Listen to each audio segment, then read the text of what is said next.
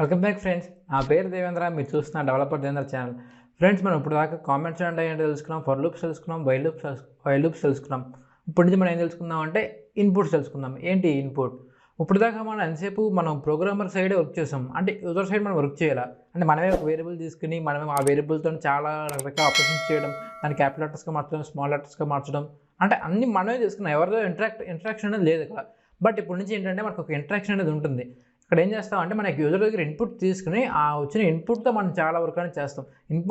Input data లేకపోతే మనం ఎందుకు ఇన్ని చేయడం?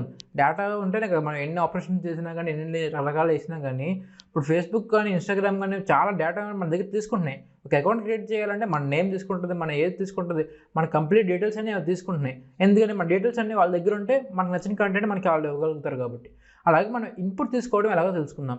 ఈ ప్రోగ్రామింగ్లో ఏంటంటే ఇన్పుట్ కమాండ్ వాడినప్పుడు ప్రోగ్రామ్ అనేది అక్కడతో పాజ్ అయిపోద్ది. పాజ్ అయిపోయి ఎప్పుడైతే యూజర్ అనేది ఇన్పుట్ ఇస్తారో అప్పుడు నుంచి ప్రోగ్రామ్ అనేది రన్ అవుతూ ఉంటుంది. ఓకే, ఈ మనం తీసుకున్న ఇన్పుట్ని మనకు వేరియబుల్లో సేవ్ చేసుకుని, ఆ సేవ్ చేసుకున్న వేరియబుల్ చాలా రకరకాల ఆపరేషన్స్ మనం ఉపయోగించుకోవచ్చు. ఫస్ట్ నేను ఏం చేస్తానంటే నా కంప్యూటర్లో విజువల్ స్టూడియో ఓపెన్ చేయండి. మీ కంప్యూటర్లో విజువల్ స్టూడియో ఓపెన్ చేయండి. ఓపెన్ చేసిన తర్వాత లెఫ్ట్కి వస్తే కనుక మీకు ఇక్కడ ఎక్స్ప్లోరర్ ఉంటుంది. అక్కడ క్లిక్ చేసి న్యూ ఫైల్ అని చెప్పి input.py నేను అక్కడ ఇన్పుట్ అని పెడుతున్నాను, ఎందుకంటే నాకు కొంచెం గుర్తుంటుందని చెప్పి, అంతే తప్ప అలాగే మీరు కూడా నేమ్ ఇవ్వాలి ఇన్పుట్ కోసం అని చెప్పి అయితే ఏం మ్యాండేటరీ కాదు. Okay, input. ఓకే, నాకు ఇప్పుడు ఇన్పుట్ ఫైల్ అనేది క్రియేట్ అయిపోయింది. ఈ .py పెట్టాం కాబట్టి పైథాన్ ఫైల్ క్రియేట్ అయింది. అదే నేను .c అలా పెడితే కనుక సి ప్రోగ్రామింగ్ ఫైల్స్ క్రియేట్ అయిపోతాయి. దానికోసమే చెప్తున్నాను, ఈ విజువల్ స్టూడియో అనేది బాగా ఫేమస్ అయింది. ఏ కోడ్ అయినా మనం దీంట్లో వర్క్ చేసుకోవచ్చు. ఈ ప్రాంప్టింగ్ అనేది చాలా ఈజీగా ఉంటుంది మనకి దీంట్లో. ఓకే, ఫస్ట్ నేను ఏం చేస్తానంటే ఒక వేరియబుల్ క్రియేట్ చేసి దాంట్లో మన ఇన్పుట్ ఫంక్షన్ వాడతాం. ఫంక్షన్ అంటే తెలుసుగా మీకు, దాని సింటాక్స్ ఎలా ఉంటుందో. ఇన్పుట్ పక్కన 2 ఎంప్టీ బ్రాకెట్స్ ఉంటాయి. ఓకే, నేను ఏం చేస్తానంటే మెసేజ్ అనే వేరియబుల్లో ఇప్పుడు మనం వాడే ఫంక్షన్ ఏంటంటే ఇన్పుట్ ఇప్పుడు 2 రౌండ్ బ్రాకెట్స్ ఓపెన్ చేసి ఓకే, దెన్ ప్రింట్ మెసేజ్. ఇప్పుడు చూడండి, నేను సింపుల్గా ఫస్ట్ లైన్ ఏం చేస్తున్నా, ఇన్పుట్ తీసుకుంటున్నా. సెకండ్ లైన్లో ఏం చేస్తున్నా అంటే తీసుకున్న ఇన్పుట్ని ప్రింట్ చేస్తున్నా. ఓకే, మన ప్రోగ్రామ్ రన్ చేద్దాం. రన్ చేస్తుంటే ఇక్కడ ప్రోగ్రామ్ పాజ్ అయిపోయింది, చూసారా కదా. కింద నాకు అవుట్పుట్ అనేది ఏమీ రావట్లా, పాజ్ అయింది. ఎందుకని పాజ్ అయిందంటే ఇన్పుట్ కావాలని అడుగుతుంది. సో ఇప్పుడు నేను ఏం చేస్తున్నానంటే ఇన్పుట్ హాయ్ అని పెట్టా. అవుట్పుట్ చూడండి, నాకు హాయ్ అని వచ్చింది. మన ప్రోగ్రామ్ ఎలా రాసామో అలాగే వర్క్ అవుతుంది. ఓకే, ఇక్కడ దాకా ఓకే, అంత ఈజీగా బాగానే వెళ్తుంది. బట్ ప్రాంప్టింగ్ అనేది చాలా మెయిన్. ప్రాంప్టింగ్ లేకపోతే, ప్రాంప్టింగ్ అంటే ఏంటి? క్వశ్చన్ అడగాలి కదా, ఆన్సర్ రావాలంటే. What is your name, then I will reply to you. అంటే మనకి ఇక్కడ క్వశ్చన్ ఉంటేనే ఆన్సర్ అనేది వస్తుంది. సో క్వశ్చన్ అడగకుండా ఎంటీగా అక్కడ కర్సర్ ఉంటే యూజర్కి ఏమైనా తెలుస్తుందా, అలా ఏమవుతుంది, స్ట్రక్ అయిపోయిందని చెప్పి మనకి కంప్లైంట్ ఇస్తారు వచ్చి. సో యూజర్కి చెప్పాలి మేము మీ నుంచి ఏం తీసుకుంటున్నాం అని చెప్పి. లైక్ ఎలాగంటే ఇప్పుడు నేను ఏం చేస్తానంటే ప్రాంప్టింగ్ రాస్తాను, ఎంటర్ యువర్ మెసేజ్ అని చెప్పి. ఈ ప్రాంప్టింగ్ ఎక్కడ రాస్తామంటే ఇన్పుట్ ఫంక్షన్లో ఎంప్టీ బ్రాకెట్ ఉంది కదా, ఈ ఎంప్టీ బ్రాకెట్లో మనం స్ట్రింగ్ రూపంలో రాస్తాం ప్రాంప్టింగ్ అనేది. చూడండి, నేను ఇప్పుడు రాస్తున్నా ఎంటర్ యువర్ నేమ్. అండ్ ఇంకో మెయిన్ ఇంపార్టెంట్ ఏంటంటే ప్రాంప్టింగ్ మాత్రం మీరు చాలా క్లియర్గా డీటెయిల్గా రాయాలి. ఎందుకంటే అది డీటెయిల్గా క్లియర్గా ఉంటేనే మనకు అనుకున్న ఇన్పుట్ అనేది మనకు వస్తుంది యూజర్ దగ్గర నుంచి. అదే మన ఎంటర్ యువర్ నేమ్ దగ్గర ఎంటర్ యువర్ ఏజ్ అంటే మనకి చాలా రకరకాల డేటా టైప్స్ మారిపోయి చాలా మెస్సీ అయిపోతూ ఉంటుంది అది. సో చూడండి మనకు అవుట్పుట్ అనేది ఎలా వస్తుందో. Enter your name. ఇప్పుడు ఎంటర్ యువర్ నేమ్ అంటే నేను నా పేరు ఏంటి దేవేంద్ర.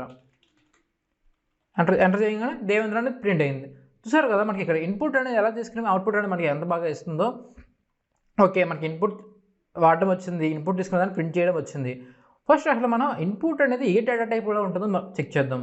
అర్థమైంది కదా, ఇన్పుట్ అనేది డిఫాల్ట్గా ఏ డేటా టైప్లో ఉంటుంది. సో డేటా టైప్ని ప్రింట్ చేయాలని మనకు కావాల్సింది ఏంటంటే type function, type brackets message. ఇప్పుడు నేను ఏం చేస్తానంటే మళ్ళీ రన్ చేస్తాను. ఇప్పుడు నేను ఏం చేస్తానంటే 1 ఇస్తాను. 1 అనేది ఏంటిది, డేటా టైప్ ఇంటిజర్. మనకి ఇప్పుడు ఏం రావాలి, అవుట్పుట్ ఇంటిజర్ రావాలి. బట్ ఏమొస్తుంది చెక్ చేయండి, స్ట్రింగ్ వచ్చింది. ఎందుకు స్ట్రింగ్ వచ్చింది? మనకి ఇక్కడ ఇన్పుట్లో ఎప్పుడైనా ఏంటంటే డిఫాల్ట్గా డేటా టైప్ అనేది స్ట్రింగ్ ఉంటుంది. అర్థమైంది, చాలా మెయిన్ పాయింట్ ఇది. ఇన్పుట్ అనేది డిఫాల్ట్గా స్ట్రింగ్ ఉండడం వల్ల మనం దీన్ని ఏదైనా ఇంటిజర్తో కాన్కాటినేట్ చేయాలంటే కాన్కాటినేషన్ అవ్వదు. చూడండి, నేను ఇప్పుడు ఏం చేస్తాను, ఇక్కడ ప్రింట్ ఈ మెసేజ్లో నేను ఒక నెంబర్ ఇచ్చిన తర్వాత దాన్ని ఏం చేస్తానంటే మెసేజ్ +2. ఓకే, మళ్ళీ నేను ప్రోగ్రామ్ మళ్ళీ రన్ చేస్తున్నా. ప్రోగ్రామ్ రన్ అయింది, పాజ్ అయింది ఇన్పుట్ కోసం. ఓకే, ఎంటర్ చేయమని ఏమన్న చోట 5 ఇచ్చాను నేను ఎంటర్ చేస్తే మనకి ఎర్రర్ వచ్చింది. We cannot కాన్కాటినేట్ 2 different types of data types అని వస్తుంది. అక్కడ ఎందుకని వస్తుంది, నేను ఇచ్చిందేమో 2 ఇచ్చా, అక్కడ ఏమో 2 దాన్ని కాన్కాటినేట్ చేయాలనుకుంటున్నా. రెండు సేమ్ ఇంటీజర్సే, బట్ నాకు అవుట్పుట్ అనేది ఎందుకు రావట్లేదు అంటే డిఫాల్ట్గా ఇన్పుట్ అనేది స్ట్రింగ్లో ఉంటుంది. మనం దీన్ని ఇంటీజర్ కింద మార్చాలంటే మనం వాడాల్సిన ఫంక్షన్ ఏంటి, ఇంట్. ఈ ఇంట్ ఫంక్షన్ వాడితే మనం తీసుకున్న ఇన్పుట్ని ఇంటీజర్ కింద మార్చచ్చు. చూపిస్తాను చూడండి ఎలా మార్చాలో. అది సింపుల్గా ఐఎన్టీ అనే ఫంక్షన్ పెట్టేస్తే కనుక మీరు ఇక్కడ మీకు ఏ ప్రాబ్లం ఉండదు. పని చేస్తాను నేను. ఇప్పుడు ఏం చేస్తానంటే 5 అని ఇస్తాను, అవుట్పుట్ అనేది మనకు 7 వచ్చింది. చూసారు కదా, ఇక్కడ క్లాస్ స్ట్రింగ్ అని ఉంది, బట్ నెక్స్ట్ లైన్ ఏం చేసాం, దాన్ని ఇంటీజర్ కింద మార్చాం. కావాలంటే మీకు ఇక్కడ చూడండి, ఇంట్ ఫంక్షన్ వాడదా. ఇక్కడ ఇంట్ ఫంక్షన్ వాడితే కనుక మొత్తం అది ఇంటీజర్ కింద మారిపోతుంది. ఎంటర్ యువర్ నేమ్, మన నేమ్ కాదు, మనకు 5. చూసారు కదా, ఇక్కడ క్లాస్ ఇంటీజర్ అని వచ్చింది.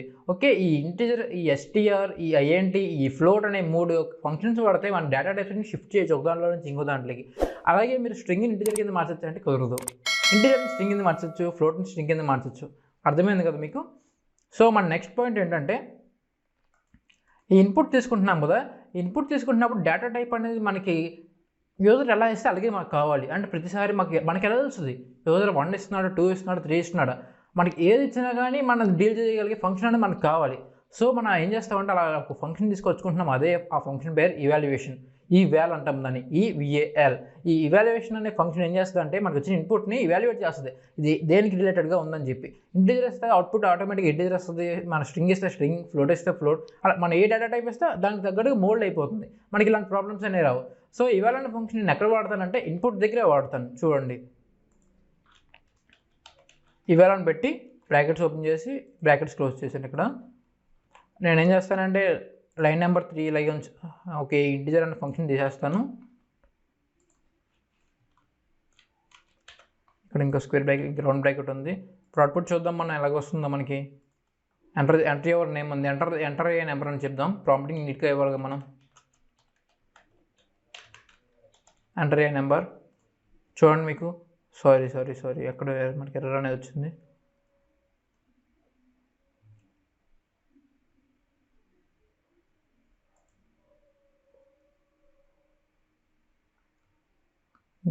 Text line number 1, input enter a number.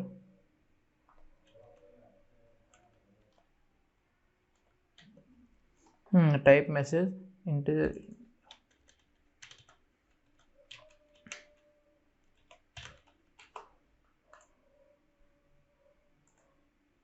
Okay, ఇప్పుడు రన్ అయ్యింది మన కోడ్ అనేది.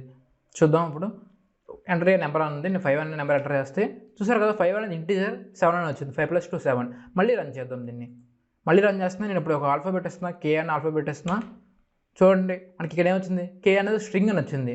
అంతే కదా, మనకి స్ట్రింగే కాబట్టి. ఇప్పుడు నేనేం చేస్తానంటే దీన్ని కామెంట్లో పెడితే మీకు డీటెయిల్గా అర్థమవుతుంది ఏదన్నా కానీ. ఇప్పుడు నేను 7 ఇస్తే మనకి అవుట్పుట్ అనేది ఇంటీజర్ వచ్చింది. కే ఇస్తే అవుట్పుట్ అనేది స్ట్రింగ్ వచ్చింది.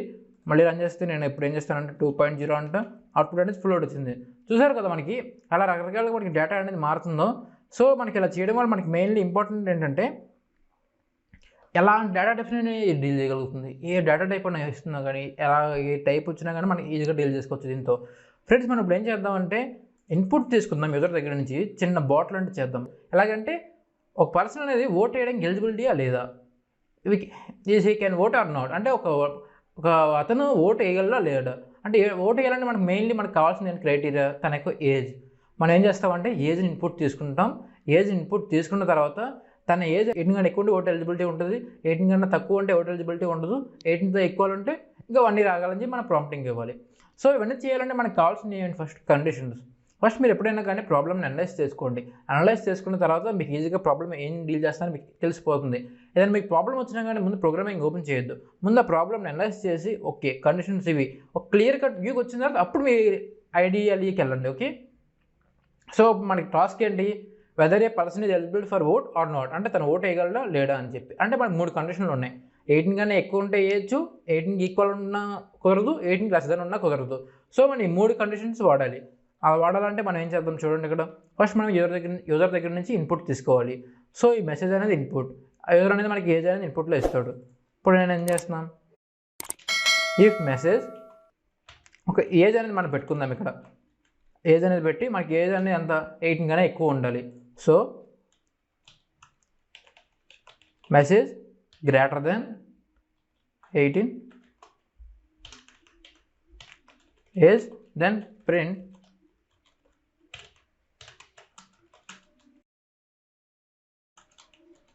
Word elif. మనకు తెలుసు కదా ఎల్ఈఫ్ అనేది ఎందుకు ఎలాంటి టైంలో వాడతాము.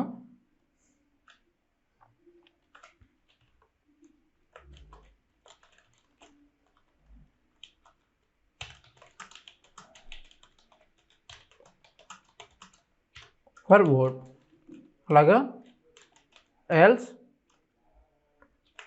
ప్రింట్